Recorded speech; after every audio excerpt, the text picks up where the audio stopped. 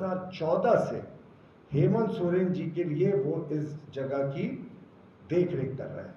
एक और care taker है संतोष मुंडा, उसने ने भी ईडी को बयान देकर कहा है कि मैं 14-15 वर्षों से इस जमीन की देख रेख कर रहा हूं हेमंत सोरेन जी के लिए। और जबकि हेमंत सोरेन कहते हैं कि साहब हमारा तो इस जमीन से कोई लेना देना ही नहीं, हमारा तो नाम ही नहीं है साहब। कैसे उनका नाम डालने की साजिश थी ये भी मैं आपको आगे दिखाऊंगा। और देखिए ये मैं दिखा रहा हूं कि हेमंत जी के आदेश पर जो भौतिक सत्यापन किया था तत्कालीन जो अंचल कर्मचारी थे भानु प्रताप, वो उसकी आप साफ देख सकते हैं कि इसी जमीन का भौतिक सत्यापन हुआ था। और ये भौतिक सत्यापन उन्होंने किसके आधार पे कहा था? तो जो सीओ मनोज कुमार है, मनोज प्रसाद है शायद उनका, जो सीओ मनोज थे, उन्होंने बयान दिया कि जो उदय शंकर हैं, अभिषेक कुमार पिंटू जी के जो प्रिंसिपल सेक्रेटरी हैं, अभिषेक पिंटू आप सब जानते हैं कि मुख्यमंत्री के वो प्रेस सलाहकार थे, उन्होंने कहा कि उनके आदेश पर यह हुआ। और यही बात नहीं रुकती, अभिषेक पिंटू जी ने भी अपने बयान में कहा कि हेमंत सोरेन जी के कहने पर यह भौतिक सत्यापन का आदेश कराने के लिए उन्होंने उदय शंकर को कहा था। उदय शंकर ने सीओ को कहा, सीओ ने भानु प्रताप को कहा। उसके बाद जो भौतिक सत्यापन हुआ जिसकी मैंने आपको रिपोर्ट दिखाई, तो ये तो तार सीधे तौर से सीएमओ से जुड़े हुए हैं। और अब आप इसके बाद देखें कि किस तरीके से ये फाइल जो सीज हुई, जो रेड हुई थी, ये जब फाइल सीज हुई तो किस तरीके से लोग ना कंफर्टेबल हो जाते हैं ना, तो क्राइम करते समय उनको एहसास नहीं होता कि कानून के कभी लंबे हाथ उन तक पहुंच सकते हैं।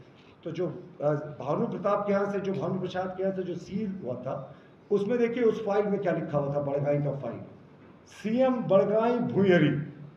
और ये पूरा मोटा पुलिंदा था जो हेमंत सोरेन जी को जमीन ट्रांसफर करने की कोशिश की जा रही थी।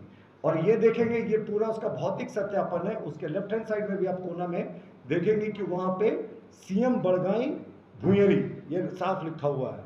और ये तीसरा नोट है जिसमें उन्होंने कागज में लिख कर रखा है सीएमओ भुयरी। यानी जो कागज में जितने चीजें आई हैं अभी तक, मैंने आपको जो भी दस्तावेज के आधार पर दिखाया, उससे ये साफ हो गया कि ये जो सारा चीज था ये मुख्यमंत्री जी से डायरेक्टली रिलेटेड था। अब एक बड़ा इंटरेस्टिंग पार्ट और है। अमूमन हम भी जानते हैं कि वर्षों लगा देती है किसी जमीन के रिस्टोरेशन में, वर्षों तक मामला चलता है। लेकिन 9 जनवरी 2024 को जो मामला टेकअप हुआ, फाइल भले ही पहले हुआ हो, लेकिन 9 जनवरी 2024 को यह मामला टेकअप हुआ। साहब बिजली की स्पीड से 29 जनवरी 2024 को, जिस दिन मुख्यमंत्री जी के घर में ईडी का वो दबिश हुआ था और ये तमाम चीजें हुई थी, ये रिस्टोरेशन का ऑर्डर आ गया।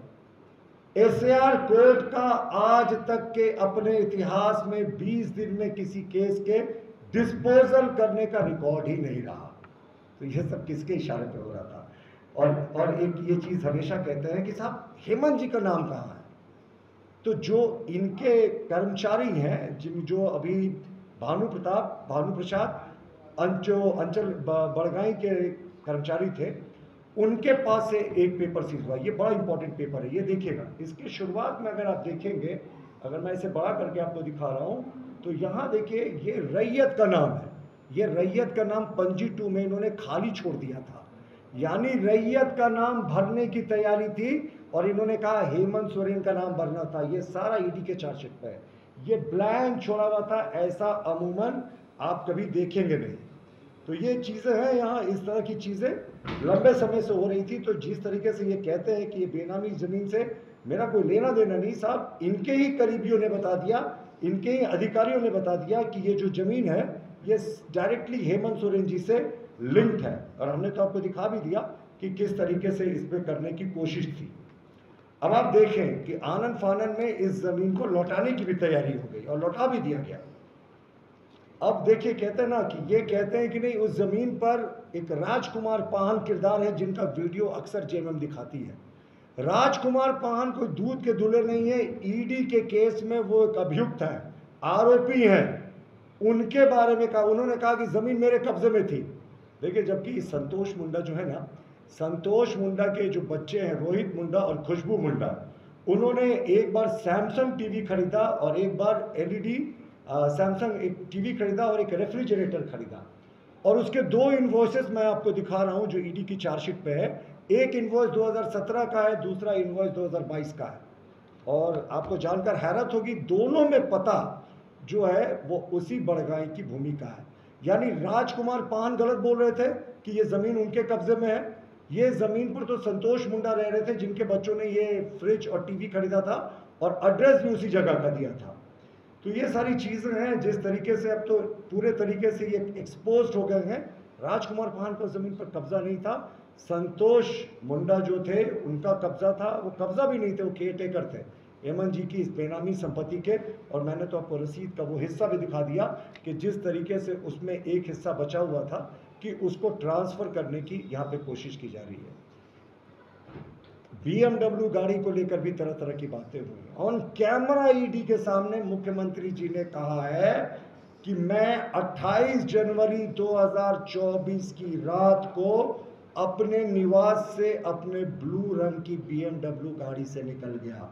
अपने ब्लू रंग की BMW गाड़ी के बाद तो अब आप ये सोच सकते हैं कि वो खुद स्वीकार रहे हैं अपने ब्लू रंग की BMW गाड़ी। उसके उनके प्रवक्ता क्या कहते थे, खुद मुख्यमंत्री ने कहा, अरे साहब हमें पता ही नहीं ये गाड़ी किसकी है, इससे कोई लेना देना नहीं है। ईडी के सामने कैमरे पे स्वीकार किया कि 28 जनवरी की रात को वो निकल गए थे अपनी BMW गाड़ी में बैठकर। उसके बाद ईडी की चार्जशीट में एक हिस्से में ये भी है कि जो इन्होंने शोरूम जाकर, मुख्यमंत्री कोई प्रदेश का जाता है तो सब लोग उसको पहचानते ही हैं, तो शोरूम वाले भी बड़े खुश थे कि ये BMW को सेलेक्ट कर रहा है। तो सब लोगों ने पहचाना और बताया भी कि गाड़ी को पसंद करने खुद मुख्यमंत्री आए थे। तो अब आप सोच सकते हैं कि ईडी की चार्जशीट के बाद अब तो कोई शक और शिकवा की गुंजाइश ही नहीं होती। पूरे तरीके से हेमंत सोरेन जी की ये बेनामी संपत्ति थी, ये एक्सपोज्ड है। और ये पुलिस का चार्जशीट नहीं है साहब, ये प्रारंभिक चार्जशीट है ईडी का। इसके बाद भी संभवतः वो चार्जशीट करेंगे। लेकिन एक बड़ी घटना जो आज हुई है कि ईडी की चार्जशीट के साथ साथ रिकॉर्ड रूम में डाका डाला गया। अब दोनों के तार जुटते हैं, एक तरफ ईडी चार्जशीट में सारे दस्तावेजों को दिखा रही है, दूसरी तरफ रिकॉर्ड रूम में पुलिस पहरे के बावजूद, सीसीटीवी कैमरा लगा होने के बावजूद सीसीटीवी खराब हो जाता है, पुलिस गायब हो जाती है और डाका पड़ता है, खतियान को लूटा जाता है, रजिस्टर 2 को लूटा जाता है। यानी ये अपराध को छिपाने के लिए अभी भी अपराध हो रहा है। हेमंत जी के इस मुद्दे पर खास करके हम लोगों ने आपको सारे तथ्यों से अवगत कराया।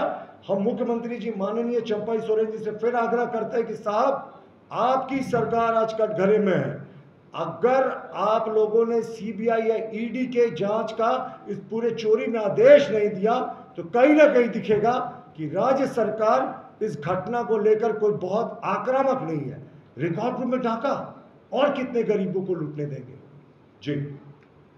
पिछले 24 घंटे का जो घटनाक्रम हुआ उसने बहुत सारी चीजें को झारखंड में एक्सपोज कर दिया। सर्वप्रथम पूर्व मुख्यमंत्री हेमंत सोरेन जी कहते थे मेरा इस जमीन से कोई कनेक्शन नहीं है। ईडी के चार्जशीट के बाद तो कोई इस पे डाउट ही नहीं रहा।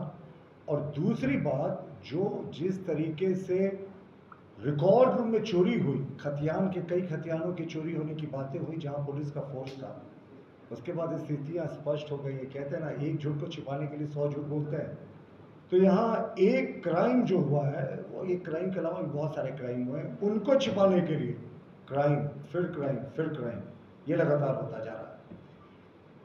जो कल हुआ रिकॉर्ड रूम में जिस तरीके से खतियान और दस्तावेजों और जो भी रजिस्टर 2 पंजी 2 की बड़ी संख्या में चोरी हुई, ये अपने आप मुख्यमंत्री चंपाई सोरेन के नेतृत्व वाली हेमंत सोरेन सरकार पार्ट 2 पर बड़ा प्रश्न खड़ा करता है। हम मानते हैं कि ये पूरे चीजों को छिपाने की कोशिश की जा रही है, कवर अप ऑपरेशन चल रहा है।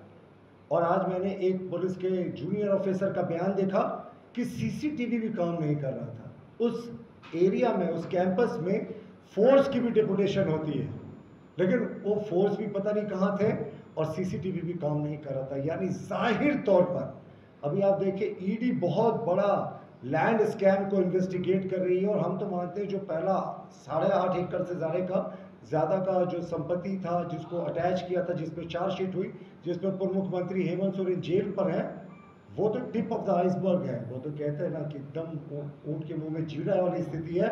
अभी पूरा ऊँट का निकलना बाकी है।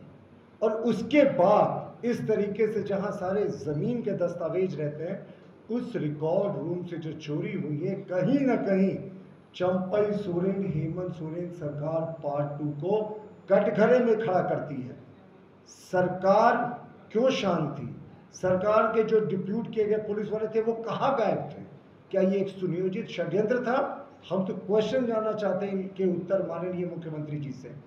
हम मांग करते हैं कि राज्य की एजेंसियां का जिस तरीके से दुरुपयोग हो रहा है, और ये जो रिकॉर्ड रूम में डकैती हुई है ना, हमसे चोरी नहीं डकैती कहते हैं, खतियान लूट कर ले गए, पता नहीं कितने सारे रिकॉर्ड लूट कर ले गए, पता नहीं कितने गरीबों के जमीनों को हड़पा होगा, या बड़े बड़े लोगों ने सबके रिकॉर्ड को लूट कर ले गए, पंजी 2 को लूट कर ले गए कि एविडेंस नहीं छोड़ रहा है।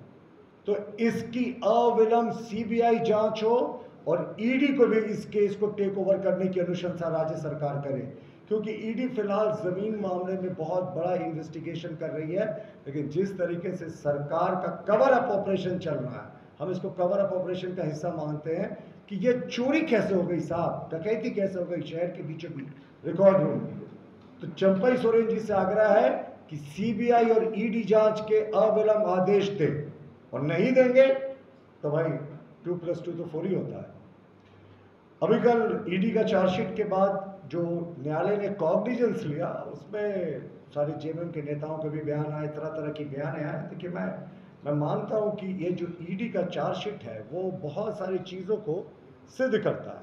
अब देखिए, इस केस की हम बात कर रहे हैं, ये ECIR केस नंबर 6/2023 है इन matter of directorate of enforcement, और इसके रिस्पोंडेंट नंबर 2 हेमंत सोरेन जी खुद हैं, जिस केस की मैं आपको चर्चा कर रहा हूँ।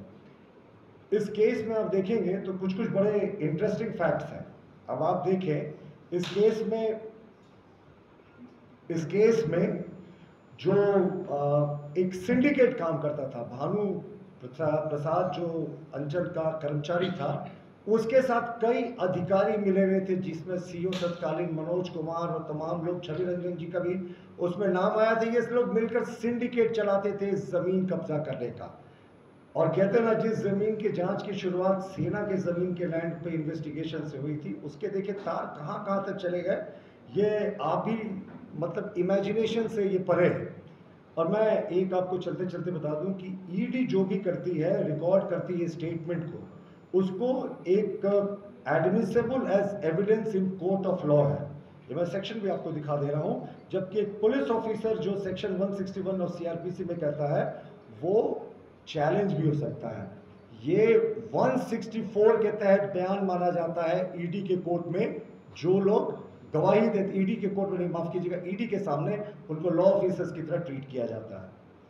तो हम लौटते हैं वापस, जिस तरीके से आए और चैट्स आए, चैट इनका कहना था कि इस जमीन से इनका कुछ लेना देना नहीं, पर एक एजेंट विनोद भी एक किरदार था इस पूरे केस में, जिसके चैट हम बहुत बार डिस्कस कर चुके हैं कि किस तरीके से वो सारा ट्रांसफ़र पोस्टिंग कराता था, डीसी का, एसपी का, तमाम तरह की चीज़ें होती थी। और ये तो हम लोगों ने सिद्ध भी किया था कि जिन जिन लोगों की इसने पैरवी की थी, उनका ट्रांसफ़र भी हो गया था। ये भी आपको अच्छे से जानकारी में है कि जो एक नक्शा विनोद और हेमंत जी के मोबाइल के बीच ऑफिशियल चैट था। हेमंत जी का मोबाइल नंबर मैं डिस्क्लोज नहीं कर रहा हूँ, हालांकि ईडी के चार्जशीट में यहाँ है, और न मैं विनोद का कर रहा हूँ, लेकिन ईडी के चार्जशीट का हिस्सा है कि उसमें इस नक्शे का आदान प्रदान हुआ था। यानी ये नक्शा था, और इस नक्शे का इलाका जो बताया गया था वो लालू खटाल का एरिया बताया गया था, बड़गाई बरियातू में। और उस पूरे इलाके में इतनी बड़ी जो ज़मीन बनाने के लिए कोई दूसरी जगह नहीं है, इतना बड़ा जो कंस्ट्रक्शन करने के लिए है वो कोई दूसरी जगह नहीं थी। तो आप इसे सोच सकते हैं कि किस तरीके से इनके तार साफ साफ एक दूसरे से जुड़े हुए थे। अब आते हैं कि किस तरीके से जो ईडी के ऑफिसर्स थे, उन्होंने इन्वेस्टिगेशन अपना जो कराया, उसमें बैजनाथ मुंडा और श्यामल पाहन थे, जो उस जगह पर रहते थे बतौर केयरटेकर। उन्होंने बयान दिया ईडी के सामने, और आपको पता होगा कि ईडी के सामने जो बयान दिया जाता है वो कैमरे में रिकॉर्डेड होता है, और उसके साथ एक इंडिपेंडेंट गवाह भी होता है। मैंने पहले भी कहा कि सेक्शन 164 के तहत वो एडमिसिबल है कोर्ट ऑफ लॉ में भी। तो उसमें उन्होंने स्पष्ट रूप से कहा है कि 2014 से हेमंत सोरेन जी के लिए वो इस जगह की देख रेख कर रहे हैं। एक और केयर टेकर है संतोष मुंडा। और ऐसी ही तमाम खबरों के लिए सब्सक्राइब करें हमारे चैनल JK न्यूज नेटवर्क को और हाँ, बेल आइकन दबाना ना भूलें।